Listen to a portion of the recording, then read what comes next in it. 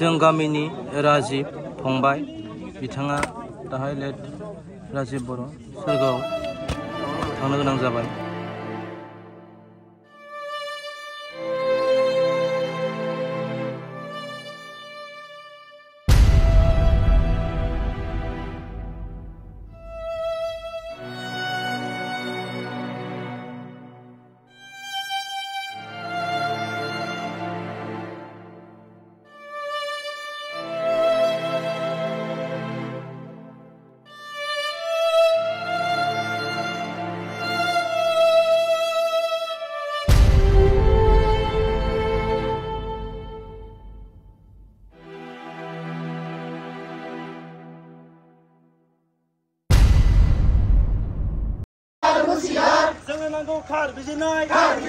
दाम्पारजों गोबां मानसियानो जिउ गोमानो जादों। बेबायदिनो दाखालिबो राजिब बर' बिथाङा जिउ गोमानो गोनां जादों। दाम्पारनि उत्पात, बे दाम्पारनि उत्पातआ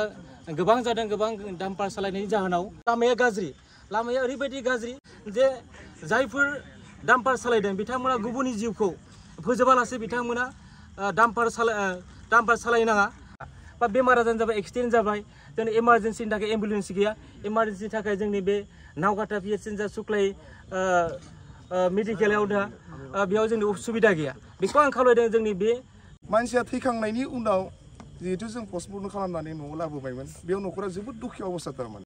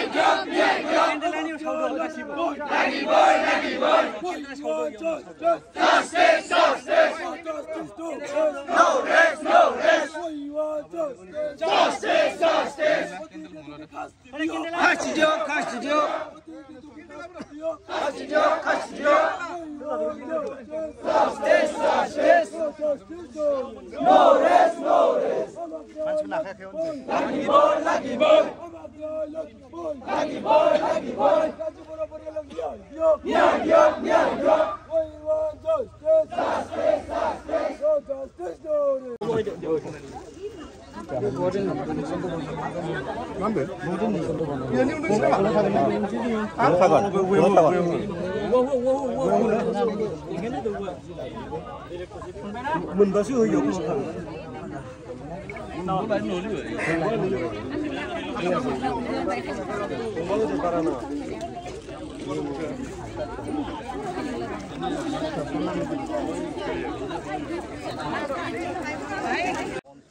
হয় আৰু সেই আমাৰ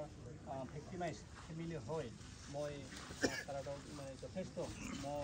আন্তৰিকভাৱে ধন্যবাদ জ্ঞাপন কৰি মোৰ চুমু ভাষণটো ইয়াতে নতুন নহয় ব্যৰ্থ হৈছে গতিকে আমি অসম জাতীয়তাবাদী যুৱ ছাত্ৰ পৰিষদে এটা কথা জনাম আমাৰ উপস্থিত হৈছিল আমি दिनै थांनाय 26 तारिख समबारखालि हरनि 10टायाव जोंनि नावकाटा सकआव मोनसे एक्सिडेन्ट जादों बे एक्सिडेन्ट जानायाव उलुबारि गामिनि राजिब बर' बिथाङा जिउ गोमानो गोनां जादों कारना बेनो जोंनि बे बाङालिपारा टु गुवाहाटी बा सारियालि थांनाय लामा बे थांनाय लामायाव डाम्पारनि उत्पात बे डाम्पारनि उत्पाता गोबां जादों गोबां डाम्पार सालायनायनि जाहोनाव जोङो थांलाय फैलाय खालामनो उसुबिदा जादों आरो बिनि जाहोनावनो दिनै डाम्पारजों गोबां मानसियानो जिउ गोमानो जादों बेबायदिनो दाखालिबो राजिब बर' बिथाङा जिउ गोमानो गोनां जादों कारना बेनो जोंनि बे लामायाव जौ लोंनानै मद भां लोंनानै बिथांमोना गारि सालायो आरो गथ' माने उन्दै बैसोनि गथ'फ्रानो बेयाव गारि सालायनानै बिथांमोना मा होनो गारि सालायदों आरो बिनि जाहोनावनो माखासे बर' सुबुं बा माखासे सुबुंफोरा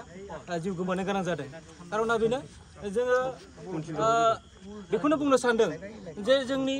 बे थांलाय फैलाय जोंनि ओनसोलाव गोबां फरायसालिफोराव फरायनाय गथ'फ्राबो थांलाय फैलाय उसुबिदा जादों बिमा बिफाफ्रा साननो गोनां जायो खारन सासे गथ'खौ फरायसालियाव थिनहरनायनि सिगां साननो गोनां जायो लामाया गोबां माने गारिनि थांलाय फैलाय डाम्पारनि उत्पात बेयाव माने गथ'फ्रा मोजां फैफिननो हागोन ना हाया बेबायदि मोनसे साननो गोनां जादों दा बेबायदिनो जोंनि ओनसोलाव जे लामाया ओरैबायदि गाज्रि जायनि जाहोनाव माने गोबां गारिनि थाखाय थांलाय फैलाय एरायनायावबो उसुबिदा जायो जायनि जाहोनाव जोङो एक्सिडेन्टआ जोंनि बारे जादों दा बेखौनो जों बुंनो सानदों दा दिनैनिफ्राय जों मोनसे हाबाफारि धरना लादों दिनैनिफ्राय जों बेखौनो फोरमायनो सानदों जों हुखेनो होदों जे जायफोर डाम्पार सालायदों बिथांमोना गुबुननि जिउखौ फोजोबालासे बिथांमोना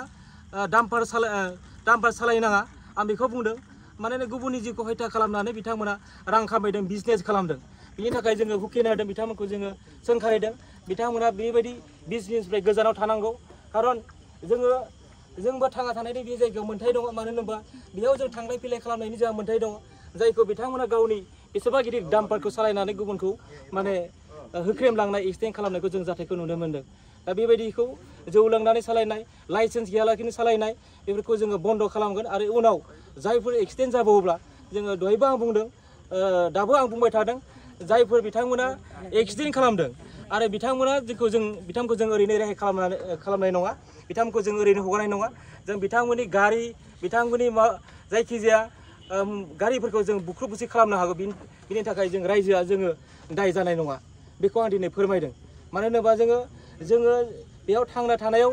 जोङो गावखौनो बुथारना लानानै सोरखौबा बासायनो जों सानाखै दा बिथांमोनाबो जों नस्थ खालामगोन ओरैबायदि खालामगोन जोङो बिथांमोनखौबो जोङो सोलिनो हायै मोनसे बेबस्था खालामनो हागोन दा बेखौनो आं बुंदों दिनैनिफ्राय आं खावलायदों स्कुल टाइम समाव बिथांमोना बन्द खालामनांगौ 10टानि उनाव हरनि 10टानि उनाव बिथांमोना सालायनांगौ मानो होनोबा गोबां मानसि थांलाय फैलाय लामाया थिग नङा बिनि थाखाय जोङो खावलायदों बिथांमोनखौ हरनि समाव बिथांमोना गारिखौ सालायो आरो साननि समाव बिथांमोना गारिखौ बन्द खालामो बेखौ जोङो आं एबसुनिफ्राय जानानै आं खावलायनाय थाबाय गोजोन्थों मोनसे खोथा आं बुंनो सानबावदों जोंनि सुक्लाय सेरफां ओनसोलाव मोनसे बाथ्राया बुंनो गोनां जादों जों माबा मोनसे एक्सिडेन्ट जायोब्ला माबा मोनसे हरखाब माबा मोनसे जोंनि गेजेराव माबा मोनसे जाथाय जायोब्ला बा बेमार आजार जाबाय एक्सिडेन्ट जाबाय जोंनि इमारजेन्सिनि थाखाय एम्बुलेन्स गैया इमारजेन्सिनि थाखाय जोंनि बे नावकाटा पिएचसि जा सुक्लाय मेडिकेलाव दा बेयाव जोंनि उसुबिदा गैया बेखौ आं खावलायदों जोंनि बे ओनसोलाव जे जोंनि नावकाटायानो जा सुक्लायनि जि मेडिकेल बेयाव माखासे सुबिदाफोरखौ फेसिलिटिखौ थाबैनो खालामना होयो बिनि थाखाय आं आसाम सरकार बिटिआर सरकारखौ आं खावलायनाय थाबाय गोजोन्थों थांनाय 26 आगस्टनि जि जाथाय जानाय बे जाबाय जों उलुबारि गामिनिमोन दा जोबोद दुखुनांथाव घटना आरो बे मोनसे जाथाया जेरावनोखि इमारजेन्सि एक्सिडेन्ट जानायनि उनाव नावकाटा मेडिकेलाव लाबोनायनि उनाव जिथुनाखि रेफार खालामबाय जा गुवाहाटिसिम लांनो थाखाय बेयाव लांनो गारियानो मोना जेबो फेसिलिटि गैया एम्बुलेन्सनि बेबस्था गैया 108 बेसेबां जों फन खालामदो हयथ' टाइमाव जुदि जों मोननायमोनब्ला 108 बा एम्बुलेन्स बेबस्था हयथ' मानसिया बासिगौमोन जानो हानाय दा ओंखायनो जोङो खावलायो सरकारखौ खावलायो जे जोंनि नैबे नावकाटा मिनि पाब्लिक एरियायाव मोनसे एम्बुलेन्सनि बेबस्थाखौ बानायना होनांगौ आरो बेजों लोगोसे न'खरनि जिथुनिखि थैनाय न'खरनि मोननो गोनां जिथुनिखि मोनथाय दा थालांनाय आरो बेखौ जेनेबा थाबैनो मोननांगौ आरो मोनसे जोबोद दुखुनांथाव घटना जाथाय जादों जे मानसिया थैखांनायनि उनाव जिहेतु जों पस्टमर्टम खालामनानै न'आव लाबोबायमोन बेयाव न'खरा जोबोद दुखु अबस्था थारमाने जेरावनोखि नोङो गारिनिफ्राय ओजा होनायनिफ्राय माबानिफ्राय फैसा थाखा फैसानिबो बाथ्रा फैबाय बे हिसाबै जोङो डाम्पारनि मालिकखौ जोङो कन्टेक्ट खालामदोंमोन बे कन्टेक्टआव जोंनो मोनसेबो जेनेबा जोंखौ गामिनि हिसाबै न'खर मोनसे आश्वस्त होनानै मोनसेबो राव गैया जेरावनोखि जोङो गासैबो रायजोआनो एकदम मोनसे गोसोआव आरो रागा जोंखांनाय फैदों जे सासे मानसि थैखांनायनि उनावबो सासे एसेबां गिदिर डाम्पार सालायनानै बे लामाजोंनो इनकाम खालामबाय थानो थांलाय फैलाय गावनो खालामो बेजोंनो गाव करोड़पति जादों जेरावनोखि बेयाव थैनायनि न'खरनि थाखाय थाइसेबो रां होनायनि माबाखौ बुङाखै जेनेबा बेनिखायनो जोङो दिनै गासिबो रायजो राजा उलुबारि गामि रायजो आरो पाब्लिक फेलि जेमानखिनि संगठन दंमोन बिथांमोननि हेफाजाबाव दिनै जोङो मा होनो प्रटेस्ट खालामनो गोनां जादों आरो दा बेयाव गासिबो रायजोफोरा सहाय खालामदों आरो बेनो जोबथि जोंनि आसाया जे थैनाय न'खरा न्यायखौ मोननांगौ आरो जाय बिथांमोना दायखौ मावबाय दाय मावगिरिया सास्ति मोननांगौ आरो बे जोंनि जिखिनिखि प्रखाखननि लाइना उन्दै उन्दै गथ'फ्रा गारि सालायो डाम्पार सालायो सालान गैया फरेस्ट डिपार्टमेन्ट मा खालामदों जों दिनै गंसे गारियाव रागा जोंनानै हमथाना दोनदों 6 साखा गारि बेयाव सालान गैया दा नायदो होमबा जुदि गावनि दायित्वखौ गाव मावाखैब्ला होमबा बेयाव मा बुंनो जोङो फरेस्ट डिपार्टमेन्टआ दायित्व लाया प्रखाखना अभारलड फैदो ना मा फैदो बेखौ दायित्व लाया आरो जायनि थाखाय बांसिन जाथाया जादों मा जोंनि लामा नैबे लामाखौ नाय नोंथांमोना नुगोन बेसांखिनि गाज्रि जाय गाज्रिनि थाखाय जोङो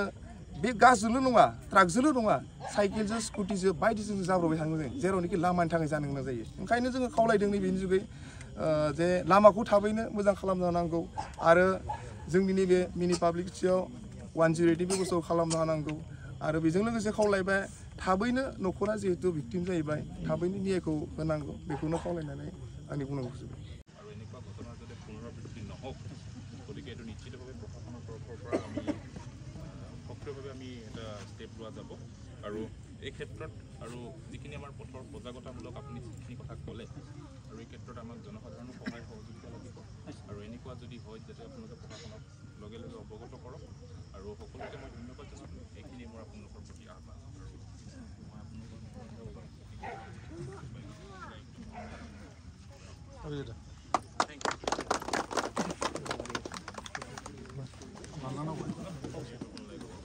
रायजोफोर जों दिनैनि जिखिनि हाबाफारि लाबाय दा बेवहाय जों जिखिनि खोथा